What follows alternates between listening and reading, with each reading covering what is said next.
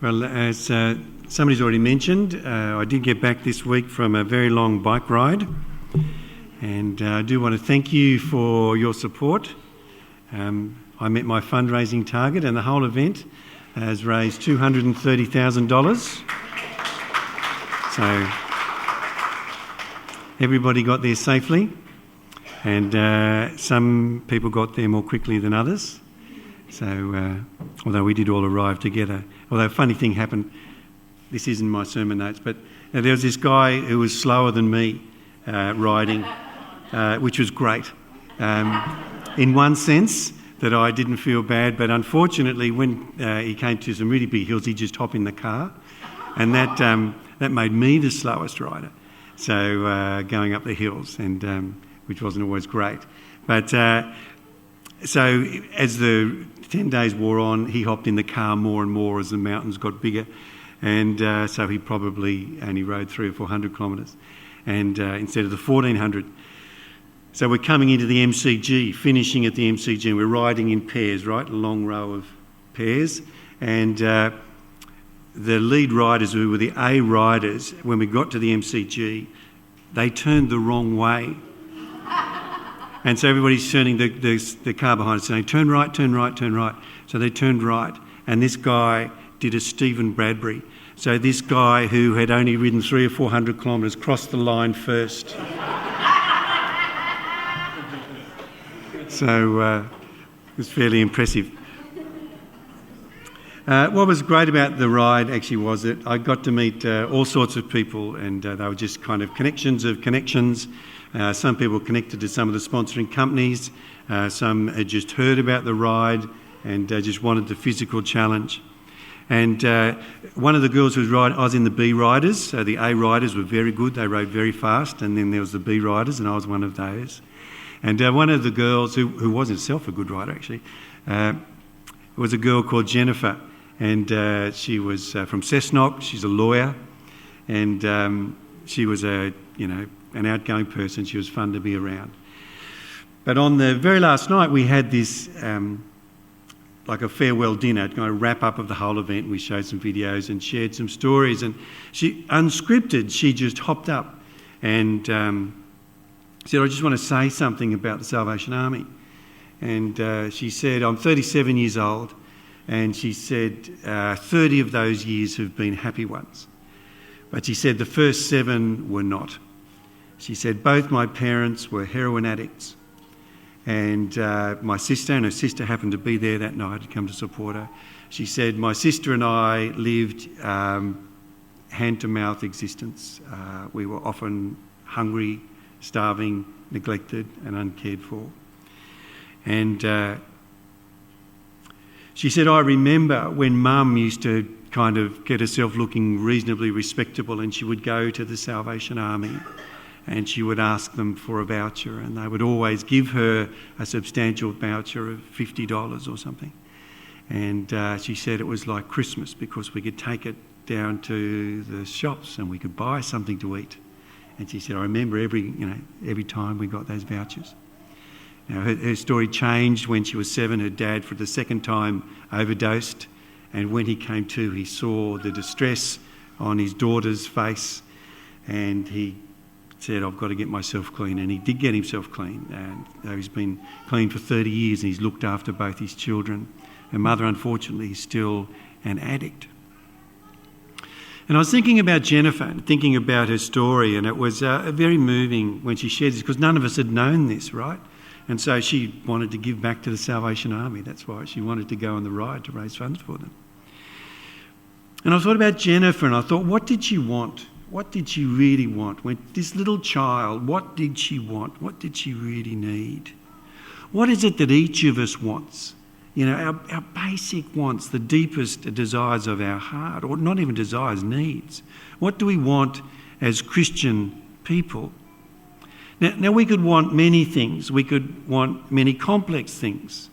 As we were going up mountains, and they were mountains, I was wishing that I was 15 kilos lighter, or at least 7 would have been a help.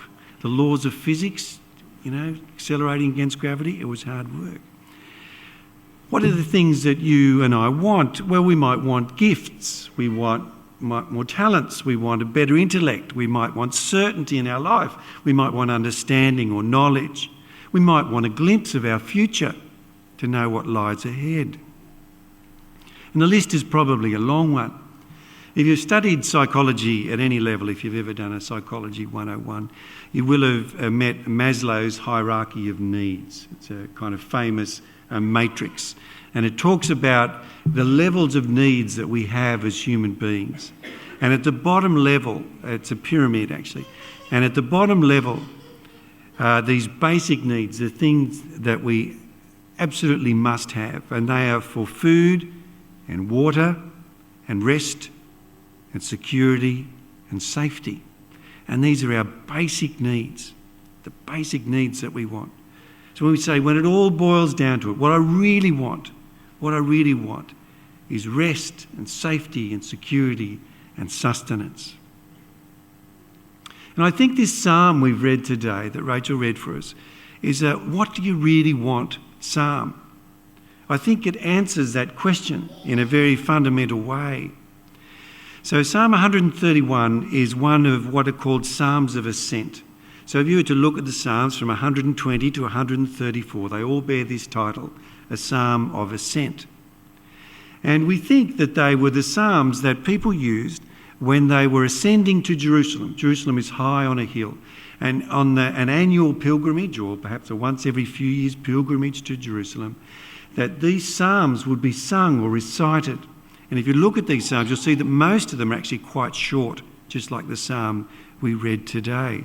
And often they talk about family, they talk about relationships, they talk about the need of God. They talk about this longing for peace and for trust. So this was a Psalm of Ascent, and I think it's a jewel, like it's one of the shortest chapters in the whole Bible. And I think it's a picture of our basic need, that what do you really want? Question. It's a reminder for us. Now the other thing is, of course, that it's also an unusual and lovely feminine image of God. It's really an image of God as mother, as well as an image of our relationship with God. When I was thinking about this sermon, because I have preached for a few Mother's Day, because what happens is we agreed that I'd always preach on Mother's Day and Sharon would always preach on Father's Day. So I've done a few Mother's Day sermons. And so I was thinking, what can I say today? And I was thinking about that song that I used to sing when I was a kid, and it was on at Mother's Day or dedications, when the mothers of Salem their children brought to Jesus. The something disciples drove them back and bade them depart. So some of you who are older than me will know that song. And I thought, well, I'll look that Bible passage up. And I looked up that passage in Mark, and unfortunately it doesn't mention Salem, and it doesn't mention that they were mothers. It just says that there was people who were bringing children to Jesus.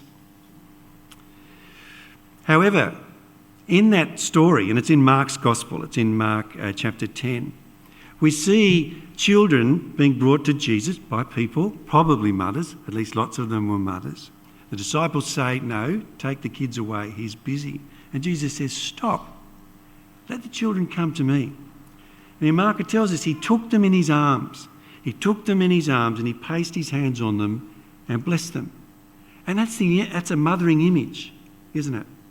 This image of Jesus. And it's the same one that we have in this psalm, like a weaned child on its mother's breast.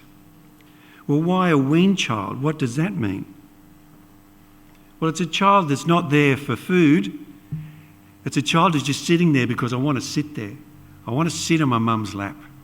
And it was the most safe and secure place in the world. He took the children in his arms, placed his hands on them and blessed them.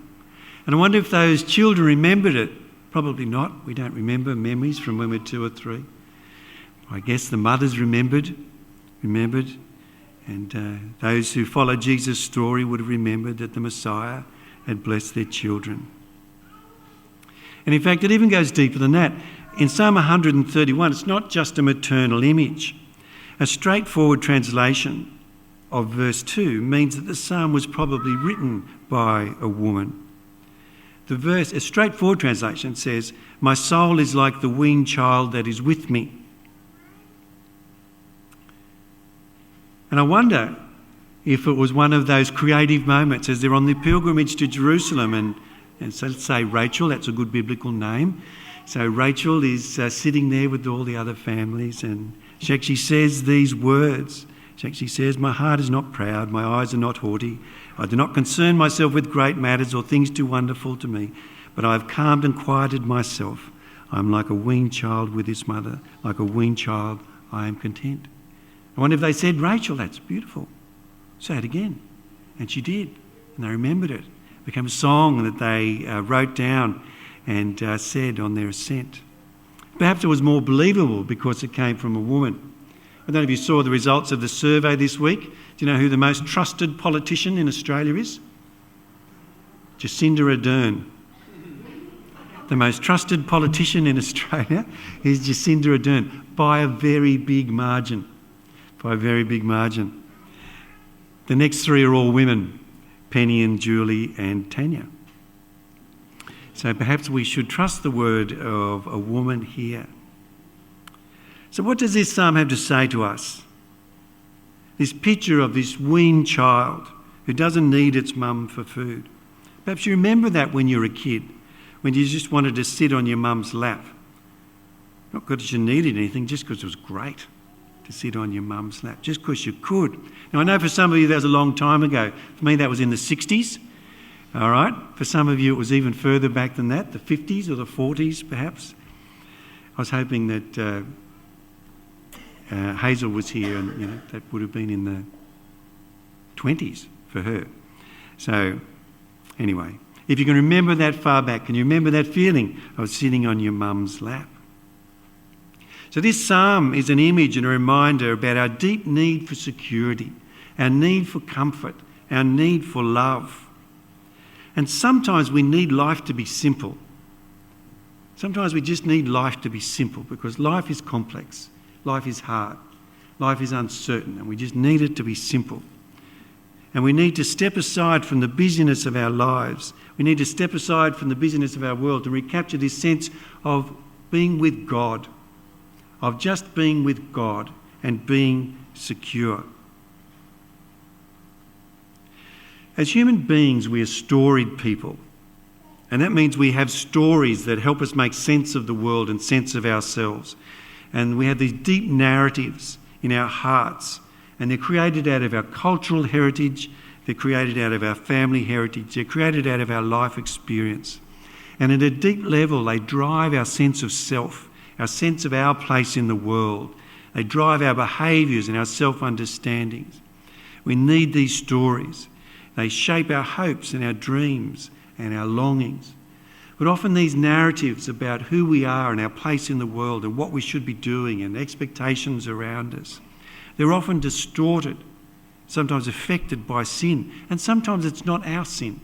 Sometimes it's by the sins of others. Sometimes we have been hurt and wounded. Sometimes love has been withheld from us, love that we deserved. Sometimes there has been hurts done to us. And these things limit us and constrain us. And Psalm 131 reminds us that being a Christian is essentially simple. It's not about what you know. It's not about what you can explain. It's not about what you can defend. It's not about what you do. Being a Christian is about loving and trusting God and being held by Him in infinite love. Sometimes they talk in life about life and things that we do move from the simple to the complex to the simple. I first encountered this when I was talking about preaching, and they said preaching's one of those tasks that is simple, then complex, then simple. So when you're young, you think preaching is simple, right? And they say, preach a sermon, you say, sure, anybody can do that. I've heard a lot of them, And you just have to have 3 points. And I do remember my first sermon that I ever preached on a Songster weekend at Albion. I didn't even use the Bible. I just used a song by Albert Osborne. First to know thee, then to love thee, then to see thee as thou art. Because I knew a sermon had to have 3 points. That's what everybody said. Then I went to college and I studied preaching. It suddenly became complex. And it took hours and hours to actually prepare sermons. And now the older I get, the more simple it is. And you find something to say. Lots of tasks are like that. Lots of tasks are like that. Running's simple, all right? When you're a kid, you ran. Actually, running's not quite so simple. I did cross the road the other day and I tried to run and it didn't feel good and I don't think it looked good. All that aside, let's take running. Simple, complex, simple. Say that you're a runner, right? And running's simple. When you're a kid, you ran all the time, and then you go to little athletics and they tell you, well, you've got to change this, you've got to change this, you've got to drive with your arm, lift your knees, or do stand up straight, or whatever it is. And you train, it becomes more complex. But then eventually it becomes simple and you run like Usain Bolt, or think you run like Usain Bolt. See, when you're 8 or when you're 5, life is relatively straightforward. People looked after you. Your mum looked after you, normally. Your mum made your decisions for you. But kind of as you got older, you got to the end of primary school, you started to have to make some choices. What subjects do you want to do at school? What do you want to be when you grow up? What career do you want? What about relationships? What about faith? There's all sorts of choices. Will I be a vegan or a pescatarian? What are the challenges I will face in life, big and small? Who am I? Am I a good person? A pescatarian, by the way, is someone who doesn't eat meat but they eat fish. You all knew that, didn't you? Yeah. Oh, okay. And then we discover that it's all these parts of our lives that are outside of our control. And there are joys and tragedies, and they baffle us and they thwart us and they limit us. And in essence, this psalm says stop. God says stop. At the end of the day, they will never matter most. When all is said and done, that is, when our words have run dry and our actions are exhausted, God is still God. And he says, come to me, be with me, and know my love. God is love. He holds us as a loving mother would, secure, loved, and known. And then our faith becomes simple. And we ask of God primarily the gift of his presence. That is all we want. Be with me, God. Help me to know you, God, like a weaned child on its mother's breast. Someone once said that there's really only 2 prayers. We pray, help me, help me, help me, or we pray, thank you, thank you, thank you. But I think we need a deeper prayer than that. Give me the gift of your presence. Give me the gift of your presence. That's our primary need, you see. That's at the bottom of the pyramid of needs. I want the gift of your presence, God. I want to feel your arms around me. And that is enough. That is more than enough. Oh God, when the learned cease their arguing, when the preachers fall silent, when our leaders stop urging us to do more, your presence, Lord, is sufficient.